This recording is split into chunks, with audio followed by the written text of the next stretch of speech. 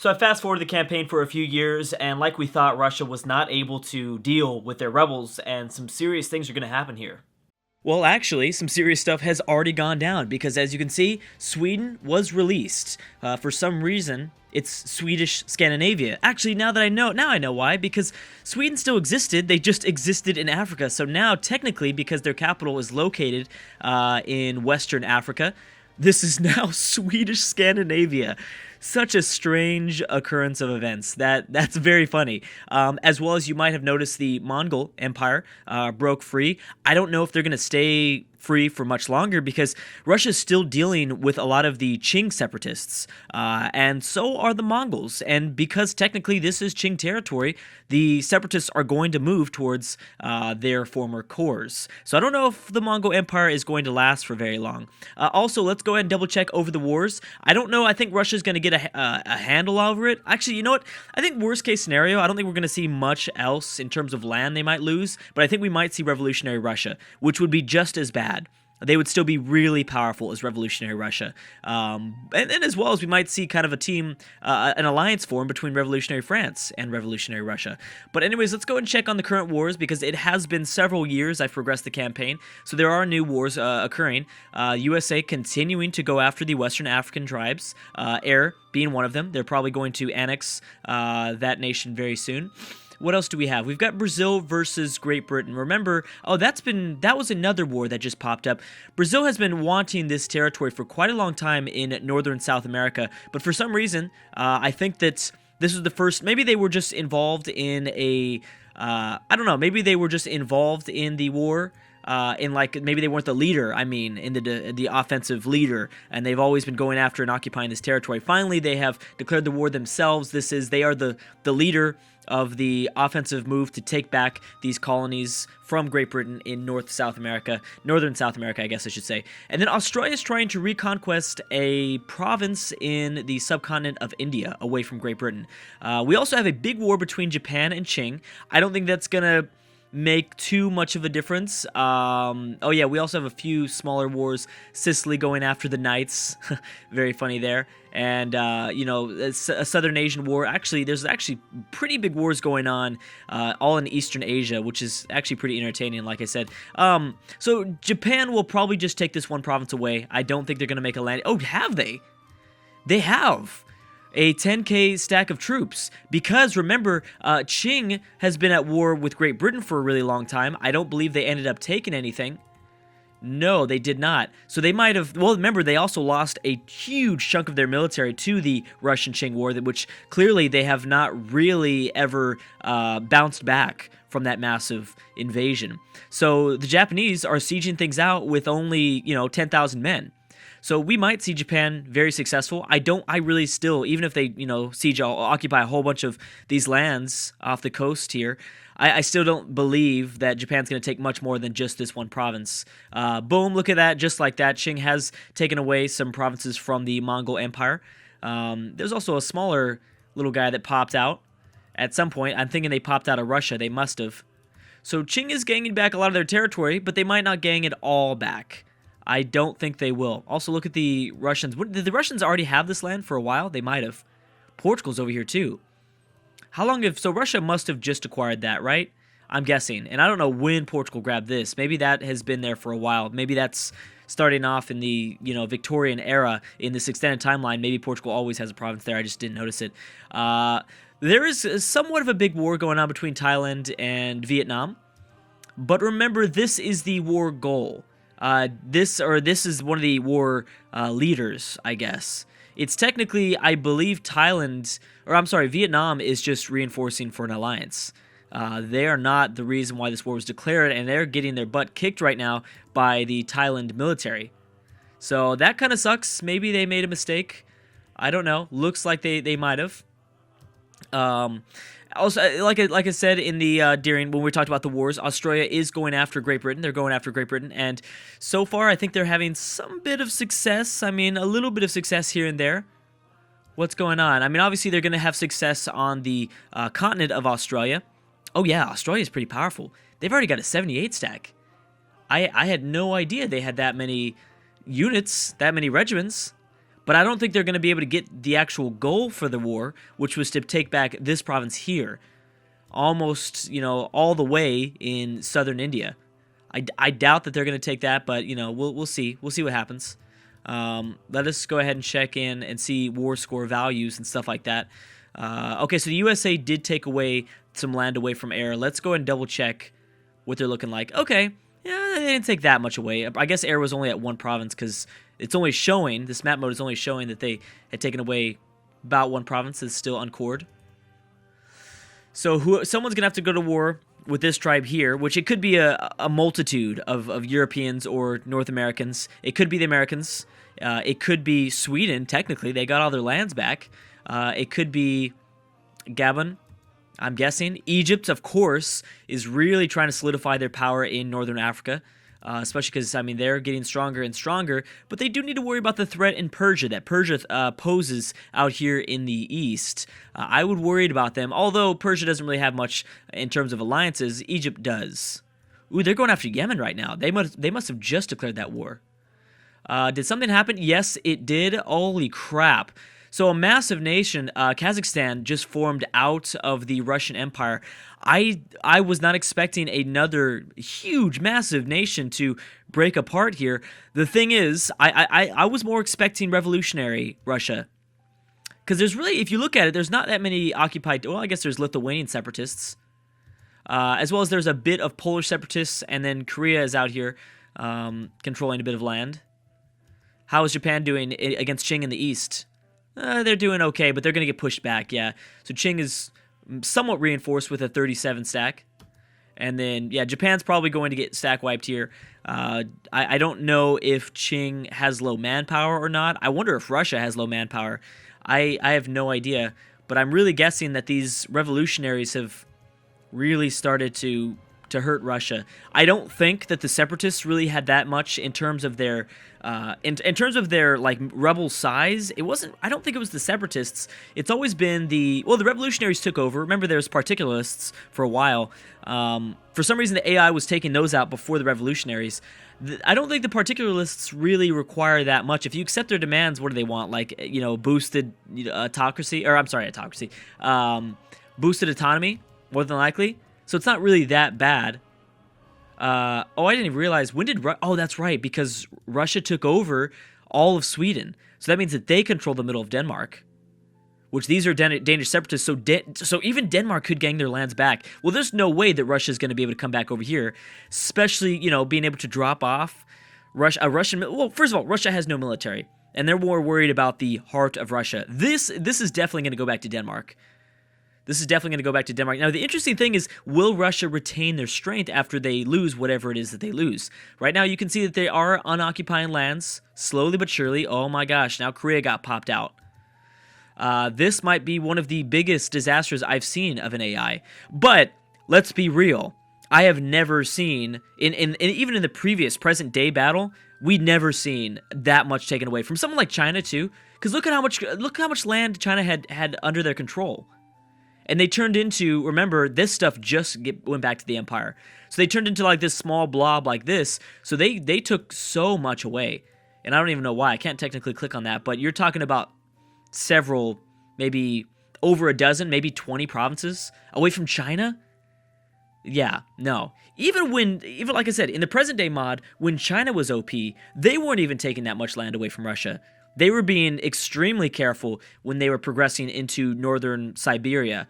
And I remember thinking, like, wow, like, China had control like all of the eastern half of Russia, and they still took, only a handful of provinces. This was a surprising factor. Ooh, and still more minor nations are still being popped out of Eastern Asia, former Qing territory, which hurts Qing still. So this campaign is going to get a whole lot more interesting, especially if nations continue to get popped out like this, because Russia's losing a lot of strength really fast. Now remember, Russia will probably be able to bounce back. It's just going to slow them down. They clearly will not be in the number one, but most of their power comes from here. Now, if Lithuania gets released, then that's going to be a big deal. But no, these are Russian revolutionaries. So I think it's safe to say that we should be fully expecting revolutionary Russia, which will make things a little bit easier, possibly, for Russia to gain back this land, because they will be powerful. Revolutionary nations get some pretty OP stats, And, well, I mean, I don't know if they're necessarily going to use it. Look at revolutionary France. They haven't used it really at all. I mean, they're trying to gain their land back. And actually, this is really good. I don't think I talked about this. This is really, really good for nations like Belgium and the Netherlands, who are most threatened by a France. This is good because they don't really have to worry about it as much, because now France is just trying to gain back their land. They're trying to get back Sardinia, Piedmont, the Provence provinces, and the south. We've got Normandy. I mean, they're just concerned with gaining their own cores back. But eventually, Belgium's gonna have to worry about that. But hey, if Belgium can last with their colonies till 2015, I mean, they might be doing okay, better than we thought. Boom, Yemen has been eaten apart, but not entirely. Oman also grabbed, it looks like maybe 2 provinces away. Yes, they did. So this regional war is really starting to intensify here. Naples also having a pretty strong campaign in North Africa. But they need to worry because they're starting to border the very strong Egyptians. Cannot wait for this region to maybe break out into war. I still think that, I don't know, we'll have to compare military sizes. I know that obviously Egypt visually looks like they're pretty powerful. They've got like a big old font size and stuff like that, but I wouldn't count out Persia. I wouldn't even technically count out the Ottomans. I know the Ottomans probably wouldn't be able to last that long, but they still have a lot of provinces, and these provinces are just small technically. Whereas Egypt is the opposite. The provinces they control are big, and I'm guessing that more than likely the Ottoman territory is a little bit more developed. So, I mean, you can't necessarily count them out. So Vietnam has been completely eaten apart here, as well as, for some reason, oh no, these guys are still alive. Okay, so pretty much those guys just brought their friend down, and Thailand completely ate Vietnam. So that is a pretty big moment, especially for Thailand, who doesn't really have to worry about their northern enemy. I don't even know how they feel about Ching. Do they like each other? No, they don't. Okay, well, Thailand doesn't necessarily have to worry about Ching at the moment. They're dealing with their own issues. So this is very good. Thailand could easily become like the controller of this region if they're willing to fight some Europeans, which right now I don't think they really have the alliances to back them up. Unless, of course, they declare at the right time. And I guess they could try to ally Australia. Australia is looking really powerful. Let us check on Brazil. Yes, the British did lose these 3 provinces in northern Brazil. So Great Britain is still not in the best of shape right now. Let's go ahead and check on war score. Japan's at 21 war score. Like I said, they will probably take back that northern province on that island. Australia only at 2. We've got Persia at war with Naj. Ooh, that's kind of an interesting one. Peru and the UPCA. Yeah, and I think that they will probably dominate that as soon as enough time goes by. Thailand's still at war. Ooh, we've got Tuscany going after Sardinia Piedmont lands. Sicily still has not done the final blow to the Knights. We've got Brazil going after Paraguay. Lots of things going on in this world. Very, very insane episode here. We've got the Russians, kind of the #1 world leader, with all these alliances starting to fall apart. Now, here's the thing. They still have those alliances, though. They still definitely have these alliances. But Russia is starting to I think they're starting to grasp some of the insanity that's going on in this world. They're starting to push back some of the revolutionary progress. Let's see here. Has this popped Denmark out yet? Not technically. And they've acquired one more occupation of a Danish island there just south of Scandinavia. Actually, you know what? I think Russia finally has slowed them down, because I don't see any more revolutionary rebels. They just still occupy a lot of territory, which I don't know if they're on a time limit or what. I don't know what requires the AI to pop them out. Who are these Qing separatists? They still are going to have some issues with that. Well, they accepted a lot of demands, so I'm wondering if maybe that has helped a little bit. I'm assuming so, right? But anyway, so we have kind of a power struggle here between Peru and Brazil, obviously. I'm thinking that Peru is going to dominate the UPCA. I believe so. Yes, it looks like that. And then Brazil is going after little old Paraguay here. They're going to get eaten quite fast. But I mean, there's going to be an ensuing war in South America, and it's going to be very interesting. The Netherlands will probably kind of get wiped out of northern South America, and I guess for some reason Peru seems to be the only one that's colonizing. Is it? Because I haven't seen, because Brazil has had access to colonize these lands for a long time, but the AI has just decided against it. I don't think they've colonized at all. So Peru is continuing to gain provinces in the heart of Brazil, which is a pretty big problem, obviously. So Persia's at war with who again? Naj. Okay, so yeah, Naj is pretty small already. They will not survive this. They're going to get eaten away here. Iraq will probably get destroyed at some point. Egypt did declare a war. They've got 3 years until this truce is up, but Persia, I'm guessing, is going to go after them next. Although they do same... No, they don't share the same religion. Never mind. Oh, yeah, they do. They're Shia. Religion province Shia. Oh, but Persia is secular. I didn't know that. So, Kazakhstan, who are you allied to? You just popped out. I mean, you got to find something. Ooh, Lithuania did appear. They were released, but it's only 4 provinces. That's not really that big of a deal. Yeah, okay, so Russia is starting to push these rebels out. So I don't think anything else is going to happen to Russia. They might lose a little bit more land to the Chink separatists at most. But that's about it. Let's check on the wars again. Just to make sure. Oh, have more popped up? No.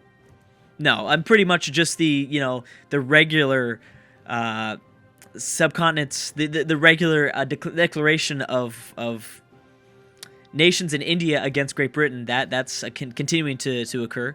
The cycle, I guess I should say, is continuing onward. Oh, Tuscany versus Sardinia, Piedmont, and Switzerland. That's pretty interesting, actually. I like that.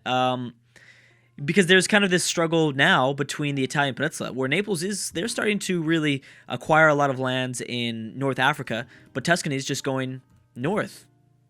And Tuscany looks like they're going to be able to push back Switzerland and probably take a few provinces here, quite a lot, if not all of it.